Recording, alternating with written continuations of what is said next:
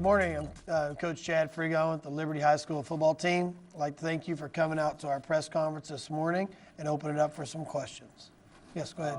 Start off by telling us about your game last Friday against opponent ranked higher than you, and what is it like when an opponent's ranked higher? You guys have been kind of not thrown under the bus, but maybe not given as much credit. What was that like? Does that motivate the guys or what? Well, I think if anything, it just kind of validates what we already knew. They're a really good football team coming in, and we knew it was an important game for us because it's a league game and a district game.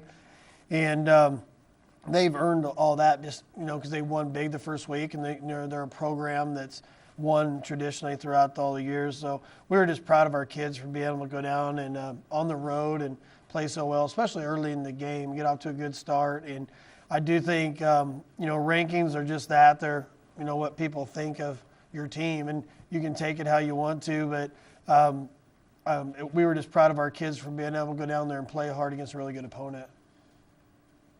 Yeah, Sam. Can you please tell me about some of the community service projects you're with?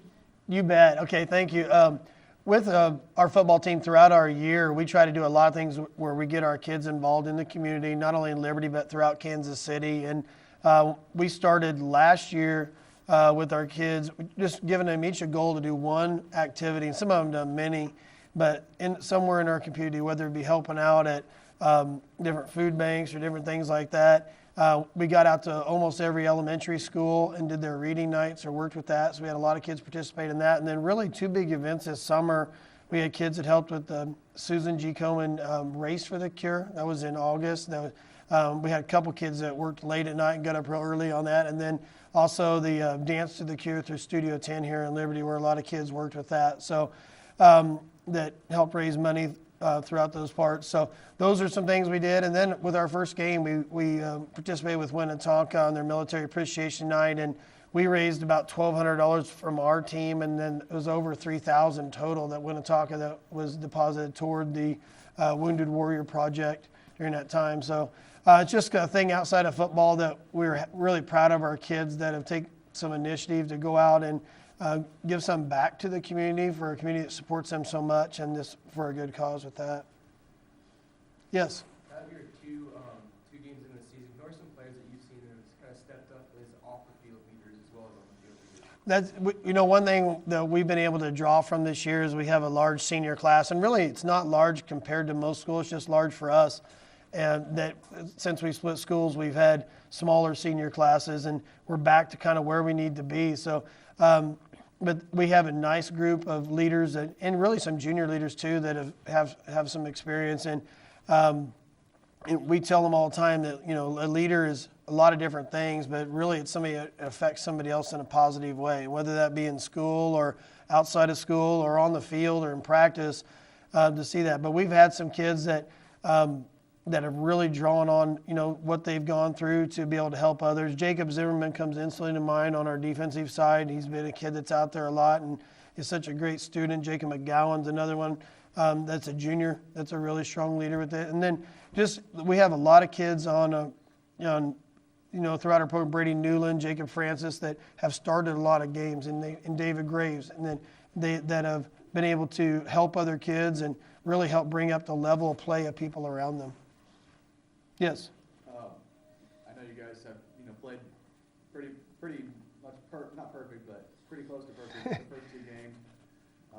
Obviously, the competition's going to get harder eventually. What do you think you guys need to work on? Well, you bet.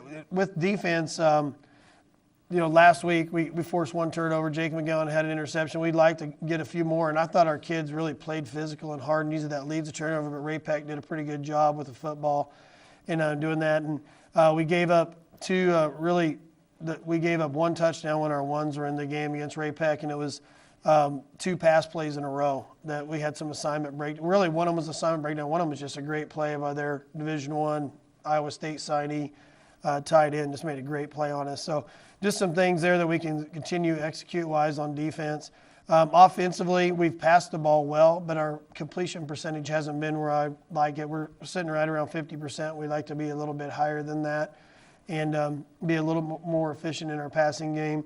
And then we had 8 penalties for 80 yards down at Ray Peck. And some of them were, things that we got to take care of, where we had, whether it be substitution, we're doing a lot of personnel things. We've had some issues with that, especially when an injury or something creeps up during the game, and it led to some injuries. So that's been a big emphasis for this week going into our first home game. Yes. Can you describe the new Booster Club, Blue Jay Nation, and what they've done so far? Great, thank you, Ms. Taylor. We have Blue Jay Nation is a reorganized booster club within Liberty High School, where with our PTA and all of our sports and activities, we've reorganized Blue Jay Nation and to one all-encompassing group. And it's been really good so far in terms of school spirit and being able to get a lot more people involved. And I think the biggest thing that's really come from that so far is we had a fall kickoff before, it would be the week before our jamboree, or right on the first week of school, where we had a cookout that night, a big auction. It was attended by a lot of people. I think there's 1,500 people there. And just a really fun night for our community and our teams and all of our activities that were involved that night. And then we had a scrimmage that night at midnight, because it was the first time that we could get into full pads. So it was just a fun evening, and I really think there's going to be a lot more things like that to come. An extension of that, that's also of Blue Jay Nation, is Blue Crew, where we've done that with a student membership that goes with it, and it goes down to our junior highs and elementaries. And kids, it's just a $10 membership to get a T-shirt, and then they get special incentives. Like at the game, I know this Friday, if a kid has on their Blue Crew shirt, they get a piece of pizza and a soda or pop for $1 at the game. So just some good things to get people to the games and hopefully lead to that that great atmosphere that we have here at Liberty when it comes to football games and all of our sports. Yes. I know it's been pretty hot lately in the last couple weeks. How do you adjust your practices as far as Right, we do adjust a little bit, and in really 2 ways we can adjust what we do or what we wear, and it kind of depends on the day and the heat index. But with football, with the amount of pads that we wear, you can get few full pads. It can add to the stress you put on your body with that. But if you don't go full pads, then you also have to cut down on how much hitting you do. But we adjust by adding water breaks. Sometimes we take breaks during where we're actually teaching something. We'll take the pads off and let the bodies cool down a little bit, or sometimes just go half uppers, or just wear helmet shoulder pads and practice jerseys with shorts. And so we'll adjust all those things day to day. And today, with the supposed to be around 100 today and tomorrow, I know we'll have to adjust. But the good news is it looks like it's going to cool down later in the week, and I know everybody's looking forward to that. Yes, Morgan. What are your thoughts on Lee Summit North and your first home games this week? Well, one, we're excited to have a home game. We knew when we saw our schedule, we were starting off with playing 2 ranked teams on the road, that it was going to be very challenging for us. And being able to come home and play at home, I think one of it's led to a little bit of anticipation. It's going to be a really fun night for our community and our kids. With that, with Lee Summit North, they're a team that's coming in 2-0. And the week 1, they beat Columbia Hickman. And Columbia Hickman was a team that went in deep into the playoffs last year, and they beat them pretty good. Week 1, they came back and beat Ruskin last week for their home game, and definitely looked like an improved squad from last year. They have a lot of seniors back and guys that played last year, so we know we're going to have to come out and play really well this week. And I had a lot of people ask me about teams down the road, and I think one thing that's neat about our schedule and in our league is that every team is so tough. It really takes care of people looking down the road too much, because all of our kids know, coaches know the task we have in front of us every Friday. Yes. How would you grade AJ's performance in the first 2 weeks when he stepped in there as the new guy? Right, the AJ Cambrick, who's he quarterbacked our first game and then our first half last week. Been really pleased with his poise and his leadership that he's showing throughout, in our games, and really is just what he brings is a lot of playmaking ability. He has the ability to stretch the field, and that was our first play of the game last week was an 80-yard pass. He had another of them that had one to Brady Newland that was over 50 yards in the second quarter there last week at Ray Peck. So I think that's one thing that he brings is that, and then he also has the ability with his legs, maybe not a true runner, as a quarterback, but he's very athletic in the pocket, and he can find ways to get himself open and in the position to make plays or extend plays that may be broken down. So that's what we're excited about. I think he realizes he can play better, and we know that too, and we'll continue to work with him and with his completion percentage, and as he continues to learn to understand our offense and things we're trying to do on the field. Yes.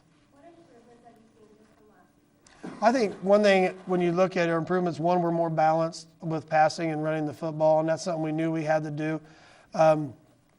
I think we're a more physical team than we were last year, and I'd hope we are, just the amount of time, the kids that we have back, the amount of time we spend in the weight room with lifting. And then defensively, I like how our defense runs with the football. I think our overall team speed's better, especially on the defensive side of the ball. We've had some players, that were in here and there last year that have really stepped up, like Tanner Pendergrass, who's a really fast kid and improves the speed of our defense. And then we've moved Josh Scheibel from a linebacker position down to a defensive line. He's a little undersized, but he's very active and athletic, and really from our first 2 games has improved some things. Defensive end-wise, with Aaron Kelly and Cole Metcalf and Damian Brown, we really have 3 defensive ends that we rotate through 2 spots, and all 3 of them are fast kids and athletic and bring that element of being able to be disruptive on the field. So we're excited about those improvements we've seen in our team. Yes. Talk a little bit about Damian Brown. I know he's come a long way, and he looks like a great athlete now. I've known him for a long time, and he just really slimmed down a little bit. And tell us about him. But Damian's a kid, and one that maybe wasn't even on our radar through junior high and even through his freshman year, but he really got after it in the weight room. He's a very athletic kid.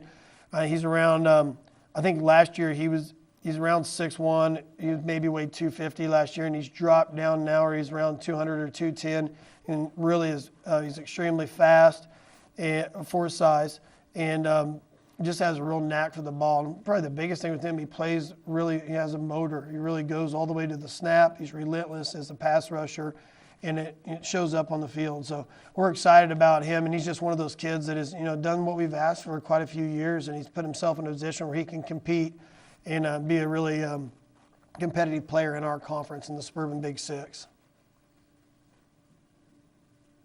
Yeah. Any injuries you guys have? Really, we came out, Devin Bryant twisted his ankle I think it was on his 5th carry. He had 5 carries for 100 yards. We were excited about how he was running the football. His first play he went for 65, and he didn't get touched.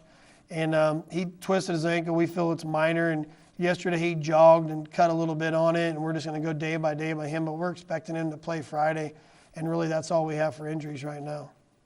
All right, I'd like to thank you all for coming out today, and we'll see you next week. Thank you.